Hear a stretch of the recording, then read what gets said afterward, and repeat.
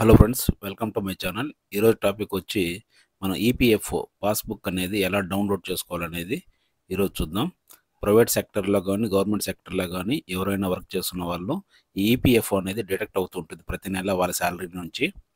అది ఎంత డిడక్ట్ అయింది ఏంటనేది మనము ఈపీఎఫ్ఓ అనే పాస్బుక్లో మనకు తెలుస్తుంది అనమాట. అది ఎలా డౌన్లోడ్ చేసుకోవాలనేది ప్రాసెస్ చూపిస్తాను, ఒకసారి చెక్ చేసుకోండి. మొదటగా గూగుల్ ఓపెన్ చేసి ఈపీఎఫ్ఓ పాస్బుక్ అని ఎంటర్ చేయాల్సి వస్తుంది. చేసిన తర్వాత ఇక్కడ మొదటి లింక్ ఉంది కదా, దీన్ని సెలెక్ట్ చేసుకుని క్లిక్ చేయండి.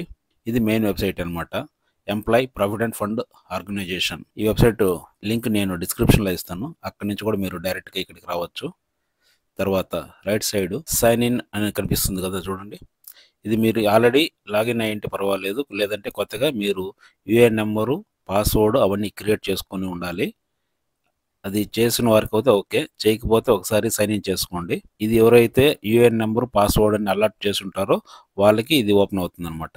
ఎవరైనా సైన్ ఇన్ చేసుకోకపోతే సైన్ ఇన్ చేసుకోండి, లేదంటే నెక్స్ట్ వీడియో ఏదైనా నేను పెడతాను. మొదటగా ఇక్కడ మీ యూఏఎన్ నెంబర్ అనేది ఇక్కడ ఎంటర్ చేయాలి.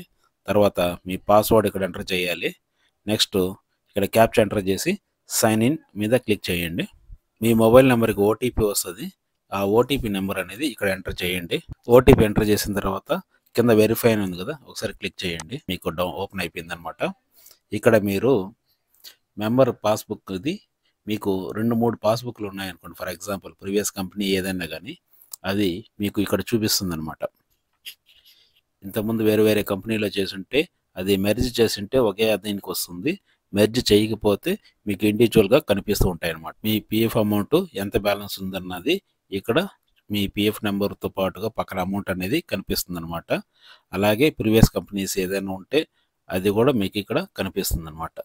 టోటల్ అమౌంట్, బ్యాలెన్స్ అమౌంట్ అనేది మీకు ఇక్కడ కనిపిస్తుంది. మీ member ID, date of joining, experience ఇవన్నీ మీకు కనిపిస్తాయి. తర్వాత మీరు ఇది ఒక స్టేట్మెంట్ లాగా కావాలనుకుంటే, అంటే ఎవ్రీ మంత్ మీకు ఎంత డిడక్ట్ అయింది, ఎంప్లాయర్ నుంచి ఎంత డిడక్ట్ అయింది, అవి రెండు మీరు తెలుసుకోవాలనుకుంటే పైన మెనూ బార్ ఉంది చూడండి, థర్డ్ వన్ పాస్బుక్ అని, దీని మీద ఒకసారి సెలెక్ట్ చేసుకోండి. సెలెక్ట్ చేసుకున్న తర్వాత మీ కరెంట్ బ్యాలెన్స్ అమౌంట్ దీని మీద కనిపిస్తుంది. Employee contribution, employer contribution, rate of interest ఇవన్నీ మీకు కనిపిస్తాయి అన్నమాట. దీన్ని మీరు పీడిఎఫ్లో కూడా కావాలనుకుంటే డౌన్లోడ్ చేసుకోవచ్చు. అలాగే 2024ది 2023 ఇయర్ వైజ్ అనేది ఇక్కడ ఉంటుంది. మీకు ఎలా కావాలనుకుంటే ఆ ఇయర్ది మీరు పీడిఎఫ్లో డౌన్లోడ్ చేసుకోవచ్చు అనమాట. ఎక్కడి నుంచి మీకు ఎక్కడి వరకు ఎంత అమౌంట్ అనేది డిడక్ట్ అయింది, యాడ్ అయింది, ఇవి రెండు మీకు ఇయర్ వైజ్ అనమాట మీకు కనిపిస్తూ ఉంటుంది టోటల్గా. లేదు టోటల్గా విత్డ్రా చేయాలనుకుంటే వన్స్ మీరు కంపెనీ నుంచి వేరే కంపెనీకి మారినప్పుడు ఒక 2 months టైం తర్వాత మీరు టోటల్ అమౌంట్ అనేది విత్డ్రా అనేది హోమ్ ప్రొఫైల్ పాస్బుక్ క్లెయిమ్స్ అనేది చూడండి. క్లెయిమ్స్ అంటే మీరు ఇంతకుముందు ఎన్నిసార్లు అనేది క్లెయిమ్ చేశారు. పిఎఫ్ అడ్వాన్స్ విత్డ్రా అనేది చాలామంది చేస్తూ ఉంటారు. అది ఎన్నిసార్లు మీరు క్లెయిమ్ చేశారు, ఎంత అమౌంట్ అనేది విత్డ్రా చేశారు అనేది ఇక్కడ కనిపిస్తుంది.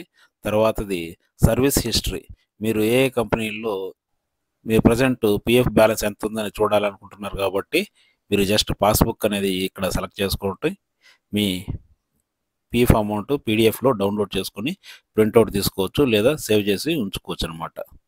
మీరు ఎప్పుడన్నా అమౌంట్లో ఏదైనా డ్రా చేసి ఉంటే క్లెయిమ్లో చెక్ చేసుకోండి, మీరు ఎన్నిసార్లు విత్డ్రా చేశారు ఏంది అనేది మీకు తెలుస్తుంది. Okay friends, thank you for watching the video.